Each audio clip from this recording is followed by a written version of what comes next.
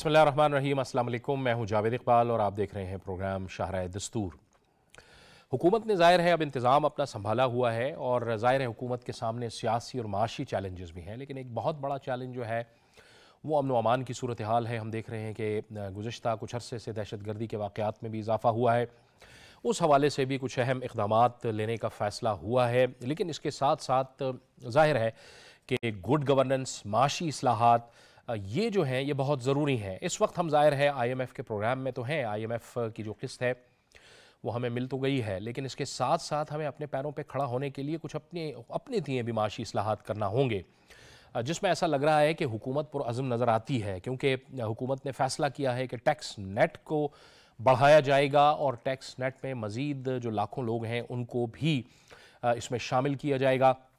इसके साथ साथ इंडस्ट्री की फ़रोग़ और ज़ाहिर है कि कुछ ऐसे फ़ैसले करने होंगे जिस पर जो पहले जब भी इस तरह के फ़ैसले होते थे तो उसमें रुकावटें आती थीं, लेकिन अब ये हुकूमत कहती है कि इस मामले में यानी माशी बहाली के मामलात में किसी भी किस्म का जो दबाव है, भले वो सियासी हो या इंतज़ामी हो, इसको किसी भी सूरत कबूल नहीं किया जाएगा और इसे किसी भी सूरत बर्दाश्त नहीं किया जाएगा।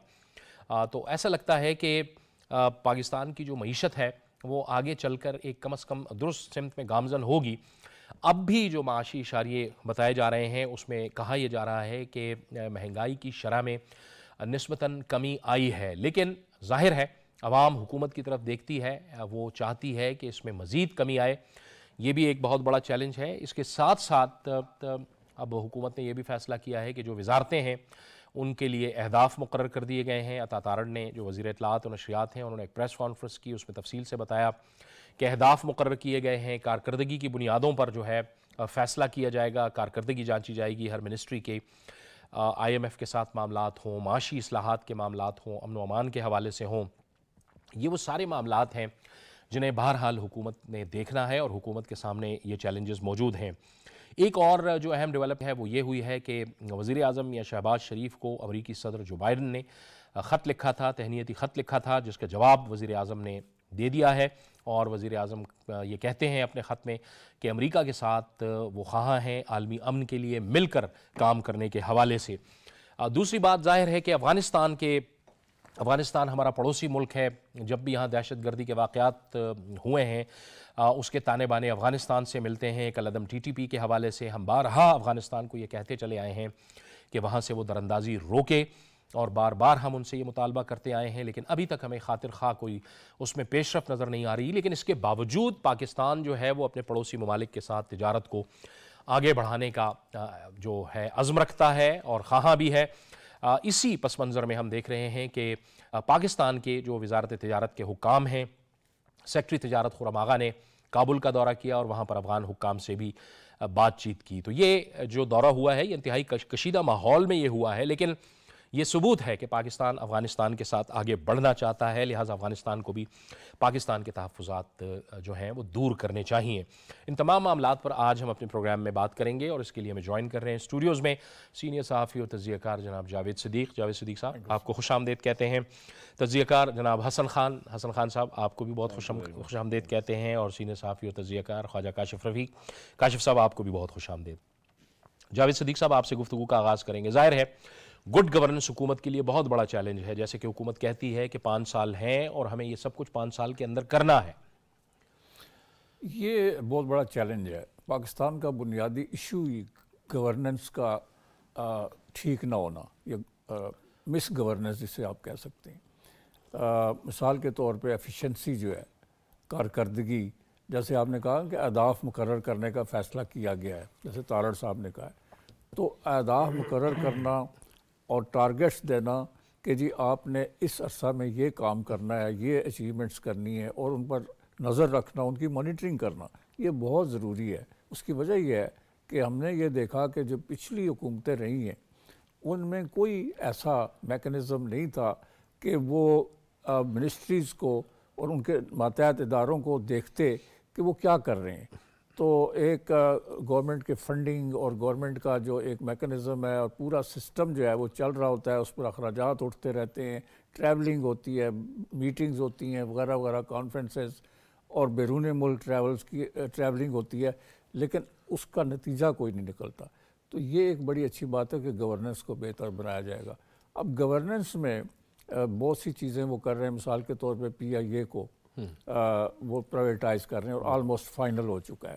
اس کے بعد سٹیل مل ہے اور کئی ادارے ہیں جن کو وہ پرائیویٹائز کرنا چاہتے ہیں. پاکستان میں یہ جو state owned entities S O Es جن کو کہتے ہیں، جو ریاست کی ملکیت ہیں ادارے، یہ ادارے کام نہیں کر رہے اور یہ نقصان کر رہے ہیں کھربوں روپے کا، اور یہ بلیڈنگ کر رہے ہیں پاکستان کی جو معیشت ہے اس کے اندر.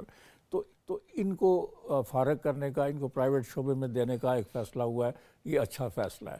دوسری بات یہ ہے کہ جو آپ نے کہا کہ سمگلنگ، آپ نے انٹرو میں کہا کہ سمگلنگ روکنے کے لیے اقدامات کچھ کیے جا چکے ہیں. ایس آئی ایف سی جو ہے، جو ادارہ ہے جو اس وقت اوورآل سارا نگرانی کر رہا ہے معاشی ایجنڈے کی، اس کی تکمیل کی، وہ اس بات کو آگے لے کے جا رہا ہے اور سمگلنگ روکنا. اس کے علاوہ جو ٹیکس نیٹ ہے اس کو بڑھانے کی آپ نے بات کیا. ٹیکس نیٹ میں جو تاجر دوست ایک ٹیکسیشن نظام لایا جا رہا ہے جس میں ہول سیلرز بھی ہیں، ریٹیلرز بھی ہیں، اور دوسرے تمام جو لوگ جو ٹیکس نہیں دے رہے، تجارت کر رہے ہیں اور پیسہ کما رہے ہیں، اگر وہ ٹیکس نہیں دیتے تو یہ ان کی بنیادی ذمہ داری ہے، اوبلیگیشن ہے کہ وہ اسٹیٹ کو ٹیکس دیں. تو ان کے لیے ایک نوٹیفیکیشن جاری کر دیا ایف بی آر نے کہ والنٹیرلی اگر وہ رجسٹر ہو جائیں اور ان پر ایک فکس ٹیکس لگایا جائے گا. انہوں نے ڈیٹ دے دیا کہ اس ڈیٹ تک اگر وہ رجسٹر ہوتے ہیں تو ان کو 50% ریبیٹ ملے گا. اگر وہ رجسٹر نہیں ہوتے تو ان کو پھر زبردستی ان کی رجسٹریشن ہوگی. چونکہ پاکستان کے ٹیکس ریونیوز میں اتنی بڑی سلپیج ہے، اتنی بڑی وہ اس میں خرابی ہے کہ وہ ہدف جو ایف بی آر کو دیے جاتے ہیں ایک ہدف پورا نہیں ہوتا، اور کھربوں روپے کے ٹیکس جو ہے وہ ضائع ہو جاتا ہے، وہ لیکیج ہوتی ہے، اور پاکستان جو ہے پھر قرضے مانگ مانگ کر اپنا ملک اور اپنا بجٹ چلاتا ہے. تو یہ وہ تمام اقدامات ہیں جو گڈ گورننس کے ایمبٹ میں یا اس کے مدار میں آتے ہیں. اور میں سمجھتا ہوں کہ موجودہ حکومت کو یہ بڑا چیلنج ہے کہ اس نے معیشت کو ٹھیک کرنا ہے. آپ نے سیکیورٹی کی بات کی، سیکیورٹی بھی ایک بہت بڑا چیلنج ہے، اور تجارت جو ہے پاکستان کی ایکسپورٹس ان کو بڑھانا، یہ بھی اس ایجنڈے کا حصہ ہے. حسن خان صاحب، آپ کیا سمجھتے ہیں کہ ظاہر ہے یہ تو لیٹر اسپرٹ میں کرنا ہوگا تبھی بہتری آئے گی، سب کو کام کرنا ہوگا، لیکن ظاہر ہے معیشت کو بہتر کرنے کے لیے سیاسی استحکام بھی ضروری ہے، اور معاشی استحکام کے لیے امن و امان کے حوالے سے بھی اقدامات بہت ضروری ہیں. یہ اس وقت جو ایک صورتحال آپ دیکھ رہے ہیں، اس میں کیا سمجھتے ہیں کہ نئی حکومت کے لیے یہ کتنا بڑا چیلنج ہے امن و امان کا جو مسئلہ ہے؟ دیکھیں جاوید صاحب، میرے خیال میں بنیادی ہم نے جو دیکھنا ہے کہ ایک ملک تب ترقی کر سکتے ہیں جب اس میں پولیٹیکل سٹیبلٹی جو ہے وہ اور نہ صرف ہو بلکہ نظر بھی آ جائے. اس وقت جو مجھے جو ایک یہ چیز، اور دوسرا یہ ہے پاکستان کا جو ایک ہسٹوریکل ایک مسئلہ رہا ہے وہ سول ملٹری ریلیشنز کا رہا ہے. تو اس وقت اگر آپ دیکھیں یہ دونوں، جب آپ کی پولیٹیکل سٹیبلٹی نہ ہو تو آپ یہ توقع نہیں رکھ سکتے کہ آپ کی اکنامک سٹیبلٹی جو ہے وہ آ جائے گی، یا آپ کی سیکیورٹی امپروو ہو جائے گی، یا آپ کا انٹرنیشنل امیج جو ہے اس پہ اثر پڑتا ہے انسٹیبلٹی سے. تو اس وقت میں دیکھ رہا ہوں جب سے یہ حکومت بنی ہے لارجلی تھوڑا یہ تو ہوتا رہتا ہے، ہر ایک سیاسی جو گورنمنٹ ہوتی ہے یا سیاست میں یہ چیزیں ہوتی رہتی ہے، کہیں چھوٹا موٹا ایک پروٹیسٹ کرنا وغیرہ وغیرہ یہ ہوتے رہتے ہیں. لیکن اگر آپ دیکھیں تو اس وقت پولیٹیکلی ملک سٹیبل نظر آ رہا ہے، نمبر ون، کیونکہ حکومت جو ہے پارلیمنٹ کے اندر جہاں تک نمبرز کا تعلق ہے تو میرے خیال میں نمبرز کا کوئی ایشو نہیں ہے اس وقت، نمبر ون. نمبر ٹو، اگر آپ دیکھیں یہ پہلی دفعہ ہو رہا ہے جس کی طرف جاوید صدیق صاحب نے اشارہ کیا، ایس آئی ایف سی کی طرف، جہاں پہ سول ملٹری لیڈرشپ دونوں بیٹھ کے جو اہم فیصلے کرنے ہوتے ہیں وہ وہاں تو اس کی اونرشپ آ جاتی ہے. پہلے ہمارے ہاں یہ ہوتا تھا کہ جی مسئلہ فیصلہ ہوتا تو ملٹری والے سول پہ ڈال لیتے، سول والے ملٹری پہ ڈال لیتے. تو اس وقت جو صورتحال ہے میرے خیال میں بہترین یہ ہے کہ ایک اوور سائٹ آپ سمجھ لیں، یا جو ہے ایک انکلوسیو ٹائپ کی جو ہے ڈیسیجن میکنگ ہے. تو ایک تو یہ جب یہ چیز ہو جاتی ہے تو پھر آپ کا تو باقی جو جن کی طرف اشارہ کیا جاوید صاحب نے کہ کون کون سے اقدامات کرنے ہیں، جس طرح حکومت نے جو ٹارگٹ ہے وہ پہلے دن سے وہ کلیئر کیا کہ ہم نے کرنا ہے، کوئی شپ نہیں ہے کہ جی ہم یہ پہلا دن تھا آئی ایم ایف کے پاس جائیں گے کیونکہ اس کے بغیر ہو ہی نہیں سکتا، نمبر ون. پہلا دن تھا جی پرائیویٹائزیشن کریں گے، جی اس میں کوئی دو رائے نہیں ہے، مطلب یہ نہیں ہے کہ جی کریں گے یا نہیں کریں گے، BIA کو کریں گے یا جس طرح اسٹیل ملز کو کریں گے یا ادر SOEs جو ہے اسٹیٹ اون انٹرپرائزز جو ہے اسی حوالے سے. یہ ایک بہت اچھا فیصلہ. تیسرا جو اہم فیصلہ جو ڈے فرسٹ جس کی طرف جاوید صاحب نے اشارہ کیا وہ ٹیکسیشن کا تھا کہ جی پہلے دن سے فیصلہ ہوا کہ ہم نے ٹیکس نیٹ کو براڈن کرنا ہے, کیونکہ ہمارے ہاں سب سے آسان کام ہے کہ جو بھی حکومت آئی ہے ماضی میں آپ نے دیکھا اس نے ہم پہ ٹیکس کبھی سلیب 4 کیا, کبھی سلیب 6 کیا, کبھی سلیب 3 ہو گیا, بس وہی سیلری پرسن وہ سلیب میں ہی چلتے رہے. یہ پہلی دفعہ ہوا ہے کہ جی ہم نے دیکھیں میں اور آپ اسی اسلام آباد میں ہم رہتے ہیں. ایک اسلام آباد میں بلو ایریا میں میرے خیال میں جو 20 فٹ کا جو اسکوائر فٹ کا جو شاپ ہوتا ہے وہ آپ سے اور ہم سب سے زیادہ وہ کماتے ہیں, لیکن وہ ٹیکس دیتے نہیں ہیں. تو یہ پہلی دفعہ ہوا کہ ریٹیلر ہول سیلرز اور ریٹیلر ہول سیلر یا جو امپورٹر ایکسپورٹرز جتنے بھی ہیں ان کو ٹیکس نیٹ میں لایا جائے گا. تو میں سمجھتا ہوں کہ جب آپ کی ٹارگٹس کلیئر ہو, آپ کی لائن کلیئر ہو, تو آگے یہ مسائل پھر آٹومیٹیکلی جو ہے ایک سیدھے اس پہ چلے جاتے. تو یہ ایک پازیٹیو چیز ہے جو ہمیں شروع ہی سے فرسٹ منتھ پہلا مہینہ یا دوسرا مہینہ ہے حکومت کا کہ ہم دیکھ رہے ہیں کہ وہ جو ٹارگٹ ہے کہ ہم نے کرنا کیا ہے اس پہ ساری جو کوalition ہے ابھی تک کسی بھی ایک کوalition کی طرف سے کوئی اعتراض نہیں آیا کہ جی ہم نے پرائیویٹائزیشن پہ کوئی آبجیکشن ہو رہی ہے, جی ٹیکسیشن پہ جو ہے کوئی آبجیکشن ہو رہی ہو. جی تیسرا اہم فیصلہ جو ہے پڑوسیوں کے ساتھ تجارت. دیکھیں پاکستان آئسولیشن میں رہ ہی نہیں سکتا. بالکل آپ نے جو ملک بھی ہو جب وہ بارڈر کلوز کرتا ہے ٹریڈ کے لیے تو ان کے یہ آپ توقع نہیں کر سکتے کہ وہ ترقی کرے گا, کیونکہ ملک میں جو پیسہ آتا ہے وہ ٹریڈ سے آتا ہے, وہ بزنس سے آتا ہے. افغانستان کے ساتھ سب سے بہت بڑا فیصلہ میرے خیال میں یہ ہماری ٹریڈرز اور بزنس کمیونٹی کا لانگ سٹینڈنگ ڈیمانڈ تھا کہ جی آپ تجارت, ٹریڈ اور اقتصادی چیزوں کو آپ سیکیورٹی سے علیحدہ کریں. اس پہ میں دوبارہ بھی ہم بات کریں گے, پہلے ذرا اوورآل سچویشن پہ بات کر لیں. کاشف صاحب انکلوسیونیس آپ کو بھی نظر آ رہی ہے, ایک استحکام کی طرف معاملات چل رہے ہیں جیسے حسن خان صاحب فرما رہے ہیں, اور فی الحال ہمیں جو دکھ رہا ہے وہ یہی ہے کہ ہم سٹیبلٹی کی طرف جا رہے ہیں, اور وہ جو ڈی سٹیبلائزنگ فیکٹر تھے, جو عدم استحکام کا شکار کرنے والے عناصر ہیں, وہ آپ کو لگ رہا ہے کہ وہ بھی کہیں نہ کہیں فوکس ہوں گے اپنی پرفارمنس پہ بھی؟ بہت شکریہ جاوید صاحب. دیکھیں جو معاملہ اسٹیبلٹی کی طرف جانے کا ہے یہ کو ہم ابھی سے نہیں جا رہے, یہ معاملہ طے ہو چکا تھا جس وقت PDM کی حکومت بنی تھی. یہ اس وقت طے ہو گئی تھی یہ بات کہ ہم نے ایک کنسسٹنسی آف پالیسی اور مائنڈ سیٹ کے ساتھ چیزوں کو آگے لے کے جانا ہے. اس وقت سے لے کے اب تک آپ دیکھیں جو ٹارگٹس PDM کی حکومت میں طے کیے گئے, SIFC کا بنانا, مائنز اینڈ منرلز کی ایگزیبیشن, یہ ساری چیزیں, اور ادھر انویسٹمنٹ کا لے کے آنا اور پولیٹیکل سٹیبلٹی لے کے آنا, یہ ساری چیزیں اس وقت طے ہو گئی تھی. ایک روڈ میپ طے ہو گیا تھا, اور اس روڈ میپ کو طے کرنے کے لیے بڑی میٹنگز ہوئی تھیں.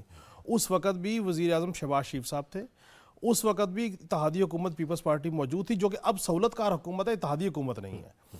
اس وقت بھی یہی آرمی چیف عاصم منیر صاحب تھے, اور اس وقت ایک لائن طے ہو گئی تھی, اور وہ لائن اگر طے نہ ہوتی تو پاکستان کی اکانومی آگے جا نہیں سکتی تھی.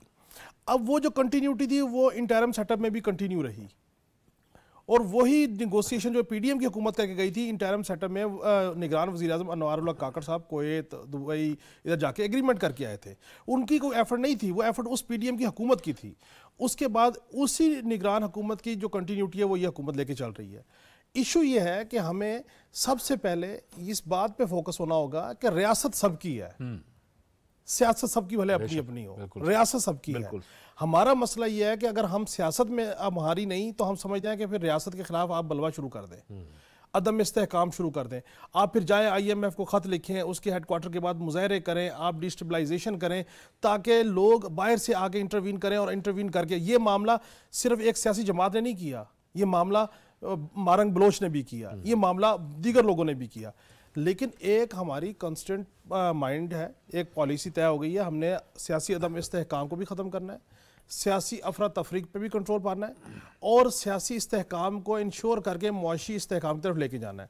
اس تمام اہداف میں ضروری ہے کہ جن کے ساتھ آپ ٹیبل پہ بیٹھ کے نیگوسیشن کر سکتے ہیں کرنی چاہیے, جن کو آپ انگیج کر سکتے ہیں کیجئے. اور اگر کوئی بندہ ریڈ لائن کراس کرتا ہے اور وہ بضد ہے کہ وہ بات کرنے کو تیار نہیں ہے, کسی چیز پہ آنے کو تیار نہیں ہے, تو مجبوراً اس کے تو آئینی ہاتھوں سے ریاست نپٹے گی. عدلیہ کو اپنا کردار ادا کرنا چاہیے, سزا اور جزا کے فیصلے کرنے چاہیے. میں یہ سمجھتا ہوں کہ آپ ٹیکس نیٹ کو بڑھانے کی طرف جا رہے ہیں, آپ سب سے پہلے یہ قانون سازی کیجئے جس طرح وزیر اعظم صاحب نے چیف جسٹس آف پاکستان سے ملاقات کی، تمام صوبائی چیف جسٹس صاحبان سے ملاقات کیجیے انکلوڈنگ اسلام آباد کے، انہیں کہیے خدا کا واسطہ ہے عدلیہ کو یہ بات کہیں کہ یہاں پہ ٹیکس چوری کرنے والے جاتے ہیں عدالت میں جا کے ایک سٹے لے لیتے ہیں اور وہ 2700 ارب روپے کے کیسز ہیں وہ بینچز میں مختلف ٹریبیونلز میں 20 سال کے سٹے چل رہے ہیں، وہ نیگوشیٹ نہیں ہوتے، آسان کام ہے کہ اچھا وکیل کرے، اس کو کروڑ 2 کروڑ دے اور سٹے لے لے، اس کے بعد سٹے چلا ہی رکھیں۔ آپ عوام کو ٹیکس نیٹ میں لانے کی بجائے پہلے تو عدلیہ کو کہیں کہ اس کا ایک ٹائم سلاٹ سیٹ کریں۔ نمبر 2، آپ ٹیکس نیٹ کو بڑھائیے، لیکن اس طریقے سے مت بڑھائیے کہ وہ ٹیکس نیٹ جو ہے وہ مہنگائی میں اضافے کا باعث بنے۔ اس میں کوئی شک نہیں ہے، ٹیکس دینا چاہیے سب کو، لیکن اس میں پھر ایف بی آر کو بھی ری ڈیزائن ہونا چاہیے۔ جاوید صاحب ایک بات بہت ضروری ہے کرنے کے لیے، آپ جتنے ادارے ہیں آپ کے، وہ ایف بی آر کے ہوں، وہ کسٹم کے ہوں، وہ ایف آئی اے کے ہوں، وہ نیب کے ہوں، بالخصوص میں 4 اداروں کی بات کرتا ہوں، آپ کے پلیٹ فارم سے میں یہ ریکویسٹ کرتا ہوں پرائم منسٹر صاحب سے کہ آپ ان سب کے اوپر ایک سرویلنس اپلیٹ انکوائری سسٹم بنائیے۔ جب اس کا جو دل کرتا ہے وہ اپنے مرضی کی انکوائری کر کے امپلیکیٹ کر دیتا ہے، اور لوگ جو ہے وہ عدالتوں میں چلے جاتے ہیں، پھر عدالتوں میں سالہ سال کیس لٹکتے ہیں۔ کسی کو پتہ تو ہو کہ ہم نے اگر کسی کے اوپر غلط مقدمہ درج کیا ہے، غلط انکوائری کی ہے، اس کو امپلیکیٹ کیا ہے، تو اس کی سزا اور جزا کا کوئی میکانزم تو ہو۔ عدالت تو ریلیف دے نہیں پا رہی ہیں۔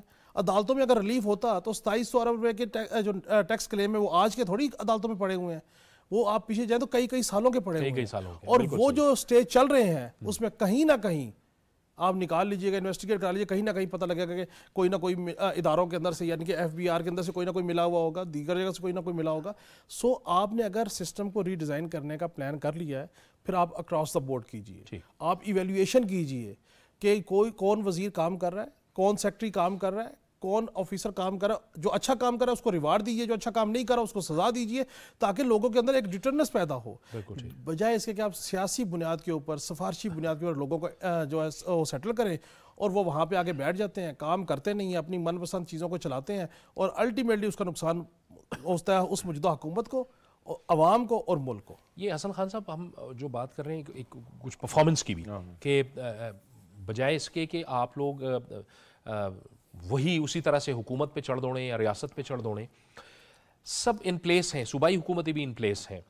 پنجاب کے اندر مریم نواز شریف بہت ایکٹیو نظر آتی ہیں، امیر سرفراز بگٹی صاحب، مراد علی شاہ صاحب، خیبر پختونخوا کے اندر علی امین گنڈا پور، لیکن وہاں پہ اسد کیسر صاحب ان کو کہہ رہے ہیں کہ جی آپ حکومت سے تعاون ختم کریں۔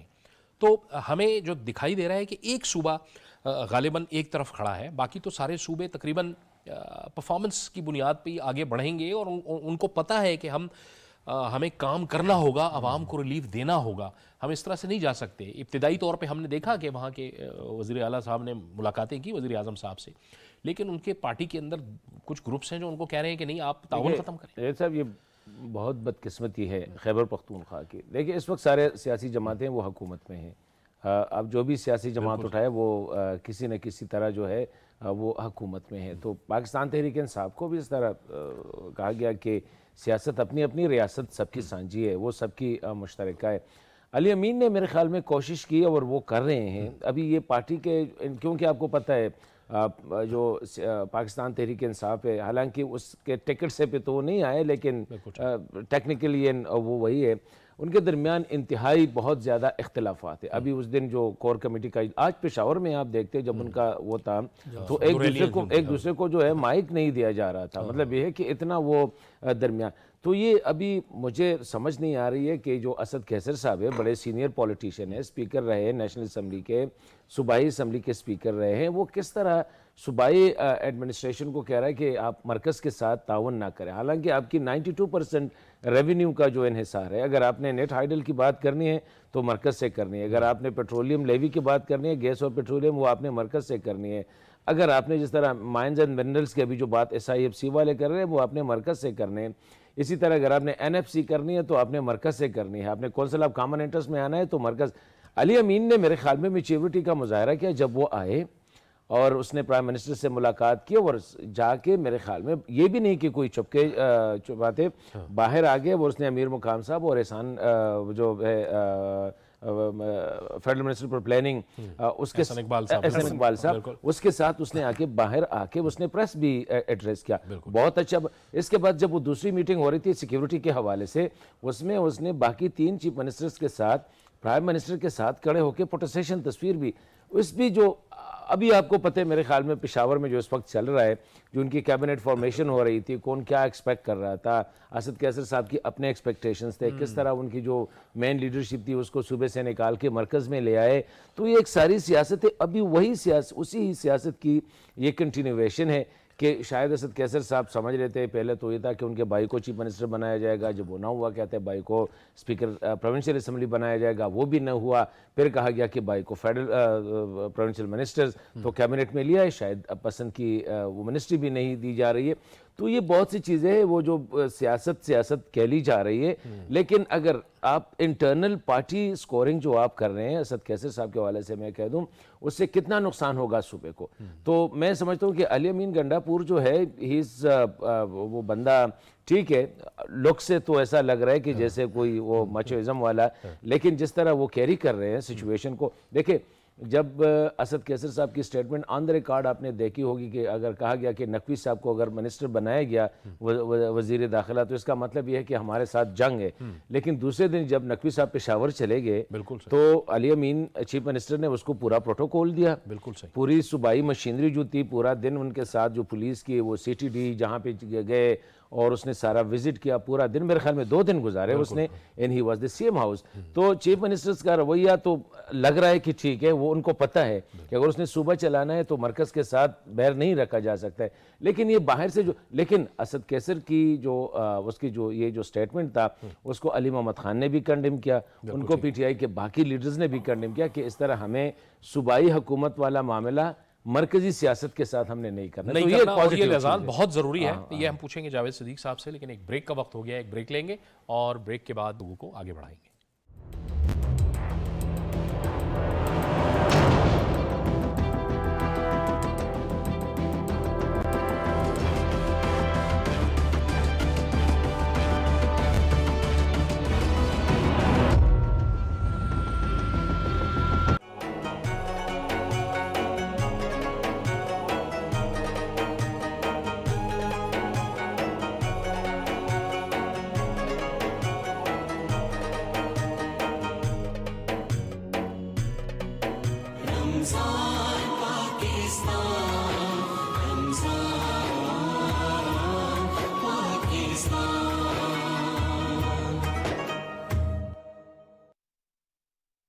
رمضان کا تیسرا عشرہ دوزخ سے نجات کا باعث ہے.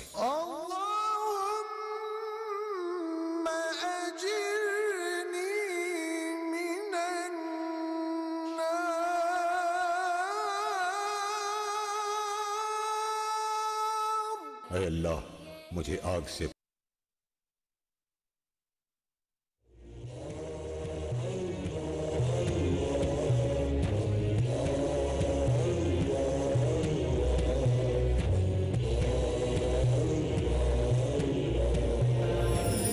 ارشاد باری تعالی.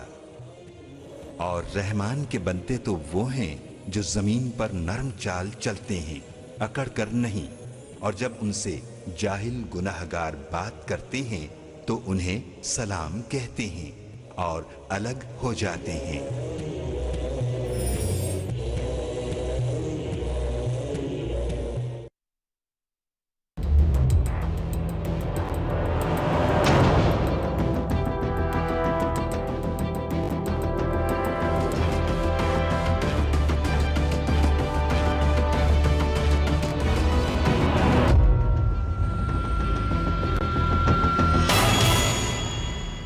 پروگرام میں ناظرین ایک بار پھر آپ کو خوش آمدید کہتے ہیں. گفتگو کو آگے بڑھاتے ہیں. جاوید صدیق صاحب، حسن خان صاحب جو بریک سے پہلے بات کر رہے تھے کہ ایک لیزان بہت ضروری ہے، خاص کر خیبر پختونخوا کا اور وفاق کا، کیونکہ خیبر پختونخوا دہشت گردی کے خلاف جنگ میں فرنٹ لائن صوبہ رہا ہے اور یکے بعد دیگرے اب بھی وہاں پر ایسے واقعات ہوئے. افورڈ ہی نہیں کر سکتا وہ صوبہ کہ وہ وفاق کے ساتھ تصادم کے اندر آ جائے. یہ صوبے کے لیے بھی بہتر ہے.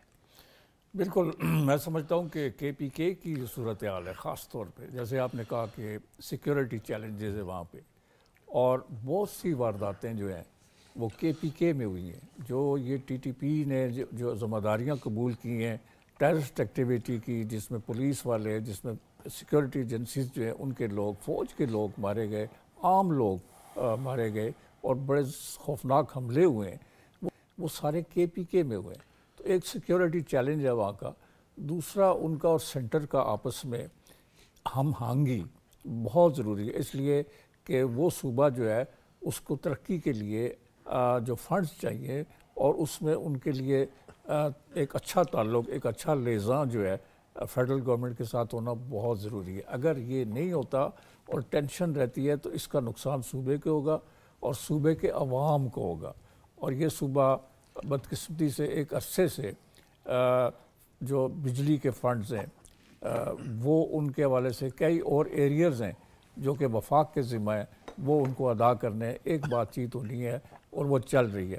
تو ٹینشن جو ہے وہ افورڈیبل نہیں ہے KPK کے لیے. اس لیے میں سمجھتا ہوں کہ جو چیف منسٹر ہے اس نے اور جو وہاں کی بیوروکریسی ہے اس نے سمجھداری کا مظاہرہ کیا کہ چیف منسٹر یہاں پہ آئے اور انہوں نے میٹنگ کی پرائم منسٹر سے اور کہا کہ ہم مل کر چلیں گے، اور یہ بہت اچھا سگنل تھا.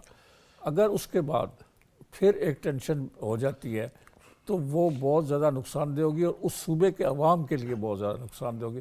وہاں پہ ہیلتھ کے پرابلمز ہیں، وہاں پہ ایجوکیشن کے پرابلمز ہیں، سیکیورٹی کے ایشوز ہیں، بہت سارے ایشوز ہیں. تو ان کے لیے ان کو کوآپریشن چاہیے وفاق کی حکومت کا. سو میں سمجھتا ہوں کہ جو چیف منسٹر کی اپروچ ہے وہ درست ہے. البتہ ان کی اندر پارٹی کے اندر جو گروپنگ ہے اور وہ دن بدن نمایاں ہوتی جا رہی ہے. انفارچونیٹلی وہ پارٹی جو ہے وہ اپنے آپ کو متحد نہیں رکھ پا رہی. آپ دیکھیں کمیشن کے معاملے میں ہی دیکھ لیں کہ جسٹس ریٹائر تصدق حسین جیلانی صاحب کا نام انہوں نے 2018 میں بحیثیت وزیر اعظم ان کے نگران وزیر اعظم کے لیے پیش کیا اور اب وہ اس کو نہیں مانتے. تو یہ جو نیگیٹیوٹی ہے اور یہ ایک منفی رویہ ہے یہ PTI کو، سابق حکمران جماعت کو نقصان پہنچا رہا ہے. اس میں جو سینر ایلیمنٹ ہے اس کو چاہیے کہ وہ اس طرح کی چیزوں پر قابو پائیں. یہ ہلڑ بازی اور جو ملٹی ڈائریکشنل پل ہے ان کے اندر مختلف سمتوں میں لوگ ایک دوسرے کو کھینچ رہے ہیں اپنے مفادات کے لیے، اس کے اوپر انہیں قابو پانا چاہیے. لیکن انفارچونیٹلی ہم دیکھ رہے ہیں کہ وہ ہو رہا ہے. تو صوبے اور وفاق کی جو تعلقات ہیں وہ بڑے سموتھ ہونے چاہیے. اور پاکستان اس وقت جس کرائسس کا شکار ہے، پولی کرائسس اسے کہتے ہیں، ایک طرف سیکیورٹی ہے، دوسری طرف معیشت ہے، تیسری طرف پولیٹیکل کیوس ہیں بہت جگہوں پہ، ان سب کو ختم کرنا ہے اور یہ مل کر ہی کر سکتے ہیں. یہ کسی ایک پارٹی کے بس کی بات نہیں ہے. پھر ایک بات یہ بھی ہے کہ جو ہم نے ماضی میں دیکھا، ایک دور تھا 90s میں جب وفاق کی حکومت اور پنجاب کی حکومت کے درمیان بہت کشمکش تھی اور بڑی ٹینشن کا دور تھا، اور وہ ایک ہمارا ایک بڑا بھیانک ایکسپیرینس ہے اس دور کا. تو میں سمجھتا ہوں کہ اس دور میں جب کہ ہمیں ایک ایگزسٹینشل تھریٹ ہے، اکانومی ہے، ہم IMF کے پاس جا رہے ہیں، ٹیکس جو ریونیو ہے اس میں ہمیں بڑی لیکیجز آ رہی ہیں، بے شمار چیزیں ہیں، اور بہت سے ممالک جو ہیں تشویش کا اظہار کر رہے ہیں. ہمارا جو گروتھ ریٹ ہے اس کے بارے میں مختلف جو ایجنسیز ہیں، انٹرنیشنل لینڈنگ ایجنسیز اور دوسرے ادارے، وہ کہتے ہیں کہ آپ کی گروتھ ریٹ 1% تک متوقع ہے، جبکہ ہماری آبادی 2.5% سے زیادہ سے بڑھ رہی ہے. سو ہمیں چاہیے کہ ہم اپنی اکنامک گروتھ کو بڑھائیں اور اس کے لیے ہمیں پولیٹیکل سٹیبلٹی چاہیے. اس کے لیے تمام صوبوں کو اور وفاق کی حکومت کا ایک پیج پر ہونا بہت ضروری ہے. سو میں سمجھتا ہوں کہ وفاق کی حکومت اور صوبائی حکومتوں کو کسی قسم کا رسک نہیں لینا چاہیے کہ وہ ٹینشن کریٹ کریں اور کشمکش کی صورتحال پیدا کریں. اس سے سب کو نقصان ہوگا اور وہ سب سے بڑا جو سفر کرے گا وہ پاکستان کے لوگ کریں گے. آپ کو پتہ ہے انفلیشن جو ہے وہ بڑھ رہی ہے. انفارچونیٹلی انٹرنیشنل مارکیٹ میں پیٹرول کی قیمت ہی بڑھتی جا رہی ہے. یہ سب چیزیں جو مل کے ہمارے لوگوں کے لیے، پاکستانیوں کے لیے پریشانی کا سبب ہے. تو اس وقت جتنے بھی ہمارے حکمران ہیں، جتنی حکمران جماعتیں ہیں، ان سب کو ایک پیج پہ آ کے پاکستان کو اس کرائسس سے نکالنا چاہیے. ٹھیک ہے حسن خان صاحب، یہ تجارت کی جب ہم بات کر رہے تھے تو پاکستان نے انٹینٹ شو کیا ہے کہ باوجود اس کے کہ آپ کے ملک سے دراندازی ہو رہی ہے، ہمارے تحفظات بھی ہیں، لیکن اس کے باوجود ہم افغانستان کے ساتھ تجارت بھی جاری رکھنا چاہتے ہیں. ٹرانزٹ ٹریڈ کے حوالے سے بات ہوئی، اس کو بہتر کرنے کے لیے، مؤثر بنانے کے لیے مسائل تو ہیں اس میں. لیکن جو عالمی میڈیا پر اب رپورٹس بھی آ رہی ہیں کہ افغانستان ایک نیا ہب بن رہا ہے دوبارہ سے القاعدہ کے لیے، داعش کے لیے. اس صورتحال کے اندر اب افغانستان پہ تو بہت بڑی ذمہ داری عائد ہوتی ہے. ہم تو اپنا ارادہ اور اپنا انٹینٹ ان کو شو کر رہے ہیں کہ ہم آپ کے ساتھ چلنا چاہتے ہیں. دیکھیں یہ میرے خیال میں بہت بڑی ڈیولپمنٹ تھی کہ جب ایسے حالات میں کہ جب وہاں سے ٹیررسٹ اٹیک ہو رہے تھے، جب پاکستان نے ہم نے ٹیررسٹ ہائیڈ آؤٹ کو یہاں سے اسٹرائک کیا میسائل سے، تو اس دوران میسائلز کے کور کے اندر ہم نے دیکھا کہ پاکستان سے ایک ہائی لیول جو تجارتی ریلیٹڈ ڈیلیگیشن تھی وہاں پہ گیا، اور جو اعلامیہ آیا میرے خیال میں یہ اعلامیہ کہ پیس ٹائم میں بھی نہیں ہوا ہے، اتنا زبردست اعلامیہ تھا۔ اس کا مطلب یہ ہے کہ پاکستان کے ساتھ تو ایک احساس ہے۔ دیکھیں افغانستان انفارچونیٹلی گزشتہ 40 سال سے جو ہے وہ ایک لڑائی کے اس میں ہے، حالت میں ہے، اور وہاں پہ 40 سال میں جو ہوا نہ معیشت رہی، نہ ان کی آزارات رہی، نہ ان کی تجارت رہی، تو ابھی وہاں کے لوگوں کا بھی زندہ رہنے کا میرے خیال میں ان کو بھی ہے۔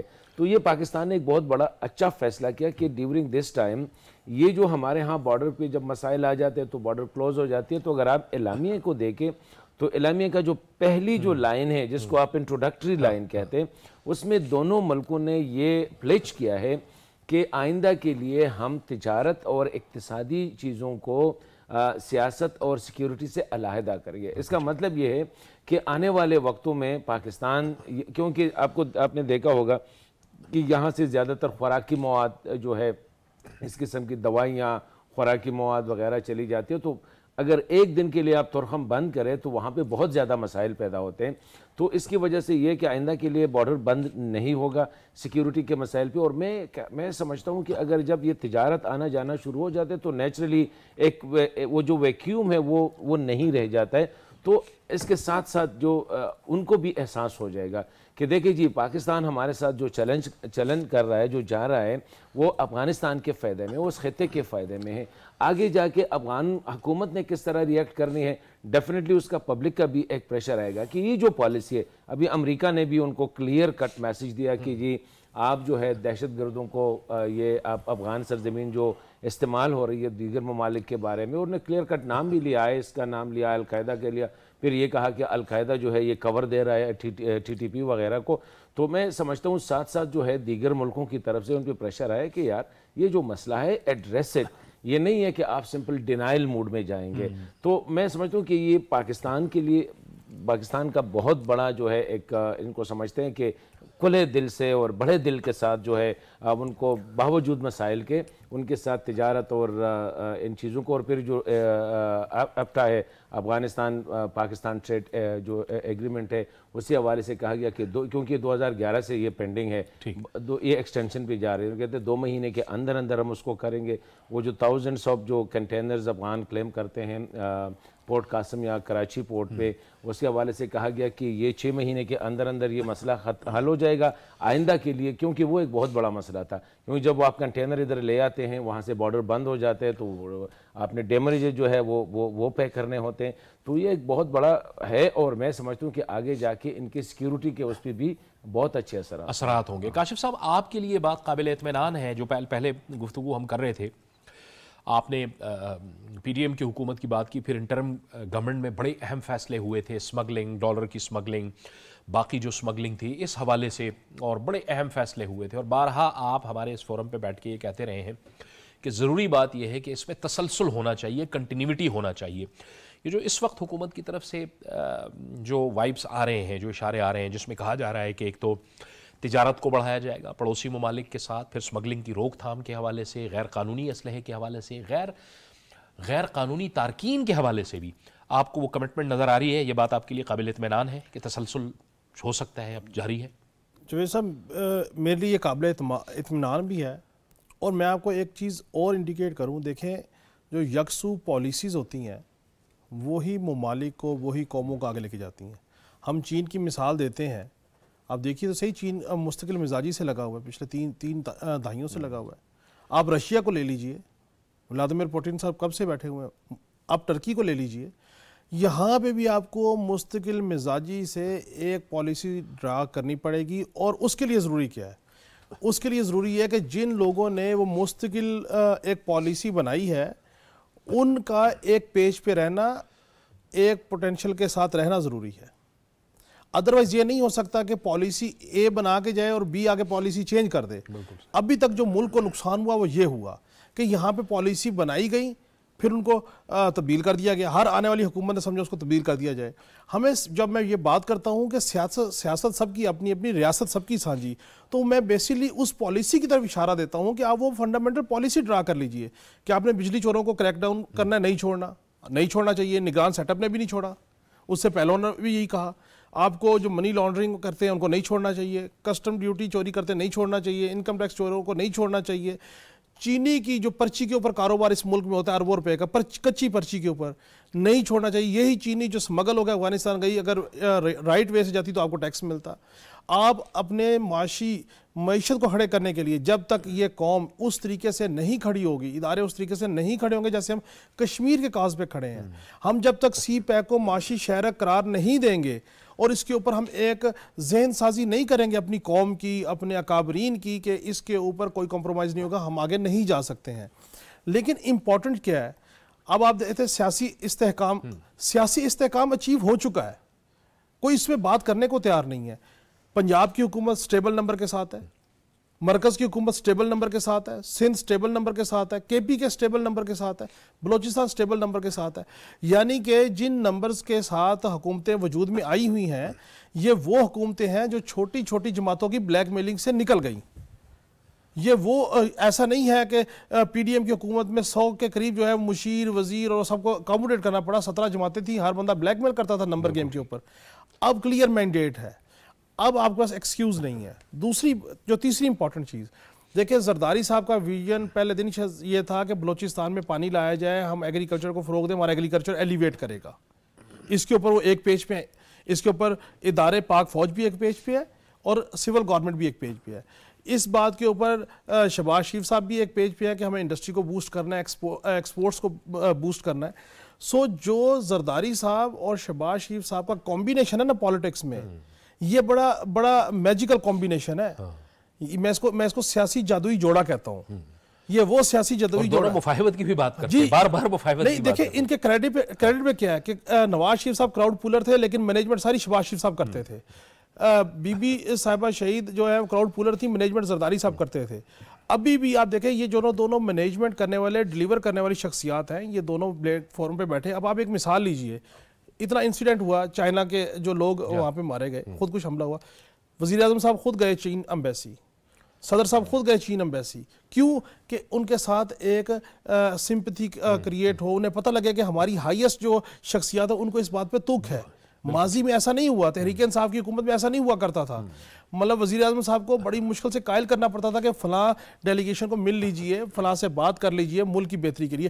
یہ فیکٹس ہیں، یہ کوئی تنقید نہیں ہے. سو میں ذاتی طور پہ سمجھتا ہوں کہ سیاسی حکومت مستحکم ہے، ڈیلیور کرنا ہے، اور ڈیلیور کرنے کے لیے تمام لوگوں کو، مجھے بھی، آپ کو بھی، باقی جو سوسائٹی کے لوگ ہیں، ان سب کو اپنا اپنا کردار ادا کرنا پڑے گا. اور بالخصوص جب تک آپ سول بیوروکریسی کے اوپر، آپ انویسٹیگیٹو اداروں کے اوپر، آپ جب تک ان کے اوپر چیک نہیں رکھیں گے، آپ کا جو لیکیج ہو رہا ہے، جو آپ کا سسٹم ہرڈل میں آ رہا ہے، جو سلوپ ڈاؤن ہو رہا ہے، وہ خراب ہوگا. اور میں یہ سمجھتا ہوں کہ اگر اس کے اوپر ہم نے قابو پا لیا تو مجھے کوئی وہ نہیں ہے کہ یہ سال شاید ہمارے اکانومی کا مشکل ہو، لیکن اللہ تعالیٰ کے فضل و کرم سے 2025 کا جو فرسٹ کوارٹر ہوگا، یہ میری بات آپ نوٹ کر لیجیے گا جوید صاحب، ہماری اکانومی جو اس کے وہ ٹیک آن کرنا شروع کر جائے گی اور عوام کو ریلیف ملنا شروع ہو جائے گا. ہمیں مثبت چیزوں کو بھی ہائی لائٹ کرنا چاہیے، ہمیں لوگوں کو ہوپ دینی ہے. اچھا، اب وہ بات ہوئی، رابطوں کی بھی بات ہوئی. وزیر اعظم صاحب کو خط آیا امریکی صدر جو بائیڈن کا، اس کے بعد اب جواب انہوں نے لکھا. یہ جاوید صدیق صاحب، ہم دیکھ رہے ہیں کہ سرد بحری تھی سائفر والے معاملے کے بعد پاکستان اور امریکہ کے تعلقات میں سرد بحری تھی. آپ کو لگ رہا ہے کہ ایک طرح سے ہم دوبارہ سفارتی بحالی کی جانب جا رہے ہیں، جو ہائیسٹ لیول پہ خطوط کا تبادلہ ہوا ہے؟ یہ ایک بڑی مثبت پیش رفت ہے. اور جو سابق وزیر اعظم تھے عمران خان، وہ ایک عرصے تک منتظر رہے کہ جو بائیڈن ان کو خط لکھے یا کال کرے، لیکن انہوں نے نہیں کی. اور اس کا نتیجہ یہ تھا کہ یہاں پر بڑا ان ایزی فیل کر رہی تھی یہ حکومت، اس وقت کی جو حکومت تھی، کہ امریکہ کے ساتھ ہمارے تعلقات میں ایک سرد مہری آ گئی ہے، ایک پاز آ گیا ہے، اور اس سے ہمیں نقصان ہے. ہماری جو پالیسی ہے اسٹیٹ کی، وہ یہ ہے کہ ہم بلاکس کی پالیٹکس تو نہیں کریں گے. چائنا ورسز یو ایس، ہمارے دونوں اسٹریٹجک الائی ہیں، ہم دونوں کے ساتھ اچھے تعلقات رکھتے ہیں اور رکھنے چاہیے اور متوازن تعلقات رکھنا چاہتے ہیں، تو اس لیے کوئی بھی ایک بلاک کی طرف نہیں جانا چاہتا۔ لیکن جب سے یہ عمران خان صاحب نے وہ سائفر والا ایشو ریز کیا اور کہا کہ امریکنز جو ہیں وہ انوالوڈ ہیں، میری حکومت کو انجینئرنگ کے ذریعے ہٹایا گیا وغیرہ وغیرہ، بہت ساری چیزیں، رجیم چینج میں وہ انوالوڈ ہیں، اور اس کے اوپر بڑی لے دے ہوئی۔ ابھی وہ جو سفارت کا وہ جو ساؤتھ ایشیا کے لیے اسسٹنٹ سیکرٹری ہیں ڈونلڈ لو، ان کو ابھی ایک کانگریشنل کمیٹی میں بلایا گیا، بہت سی باتیں ہو چکی ہیں۔ سو میں سمجھتا ہوں کہ ان سب کے بعد جو پریزیڈنٹ بائیڈن نے جو خط لکھا شہباز شریف صاحب کو، پرائم منسٹر صاحب کو، وہ ایک اچھا سائن ہے، اور امریکہ نے ایشور کرایا ہے کہ مختلف شعبوں میں، زراعت میں، آئی ٹی میں، اور دوسرے جو شعبے ہیں تجارت میں، ان میں اور ایجوکیشن میں ہم پاکستان کے ساتھ تعاون، انرجی کے لیے تعاون کرنے کے لیے تیار ہیں۔ تو پاکستان کو اس وقت جو ہے ایک بڑی طاقت یو ایس کی بہت بڑی ضرورت ہے کہ وہ پاکستان میں انویسٹ کرے، پاکستان کو اپنی ٹیکنالوجی اور اپنی جو ایڈوانسمنٹ ہے ان کی، اس سے اور سرمایہ سے پاکستان استفادہ کرے۔ پاکستان جو ہے اس کی ایکسپورٹس کا ایک بہت بڑا حصہ امریکہ جاتا ہے، اور امریکہ سے ہم ڈالرز کماتے ہیں۔ ہماری بہت بڑی ایک تعداد، لاکھوں کی تعداد میں پاکستانی امریکہ میں سیٹلڈ ہیں، کام کر رہے ہیں، اور بڑے بڑے اچھے عہدوں پہ فائز ہو رہے ہیں، کوئی جج بھی بن رہے ہیں، خواتین ججز بن رہی ہیں، اور ہماری جو پاکستانی کمیونٹی ہے وہ ایک بڑا وائٹل رول پلے کر رہی ہے وہاں پہ، اور وہ پاکستان کے سفیر کی حیثیت سے کام کر رہے ہیں۔ میں سمجھتا ہوں کہ امریکہ کے ساتھ ہمارے ریلیشن شپ کو ری وائٹلائز کرنے کی ضرورت ہے، اس کو سرنو ایک جان ڈالنے کی کوشش ہے، جو ایک تعطل سا ہمیں محسوس ہو رہا ہے، اسے ختم کرنے کی ضرورت ہے۔ تو یہ جو خط ہے بائیڈن صاحب نے جو لکھا، اور اس کے جواب میں ہمارے پرائم منسٹر نے لکھا، اور انہوں نے بھی اس جذبے کا اور امید کا اظہار کیا کہ پاکستان اور امریکہ کے درمیان تعلقات جو ہیں وہ ماضی کی طرح ہر شعبہ میں رہیں گے، اور ہمیں اس وقت امریکہ کی مدد کی بھی ضرورت ہے۔ سو میں سمجھتا ہوں کہ ایک اچھی پیش رفت ہے۔ ہماری امریکہ کے ساتھ ریلیشن شپ کو بحال ہونا چاہیے۔ امریکہ ایک سپر پاور ہے، اور مختلف معاملات میں انٹرنیشنل فورم پہ ہمیں امریکہ کی سپورٹ کی ضرورت ہے، اور یہ جو خط ہے اس سے یہ امید کی جا سکتی ہے کہ جو رخنے یا جو غلط فہمیاں یا مس انڈرسٹینڈنگس تھیں ایٹ ڈپلومیٹک لیول، وہ ختم ہو جائیں گے، اور پاکستان اور امریکہ کا کوآپریشن جو ہے وہ اس سطح پہ چلا جائے گا جس سطح پہ وہ سائفر کے کرائسس سے پہلے تھا۔ آپ دوست کہہ رہے ہیں کہ یہ ایک اہم سفارتی ڈیولپمنٹ ہے، اور پاکستان پہلے ہی اعلان یہ کر چکا ہے، پی ڈی ایم کی حکومت کے دوران بھی یہ حکومت اعلان کر چکی ہے کہ ہم کسی بھی بلاک کا حصہ نہیں بنیں گے، ہم تمام ممالک سے متوازن تعلقات چاہتے ہیں۔ وقت ختم ہو گیا، بہت بہت شکریہ جاوید صدیق صاحب، حسن خان صاحب، خواجہ کاشف رفیق صاحب، آپ کا۔ ناظرین، یہ تھا ہمارا آج کا پروگرام۔ جاوید اقبال کو اجازت، اللہ حافظ۔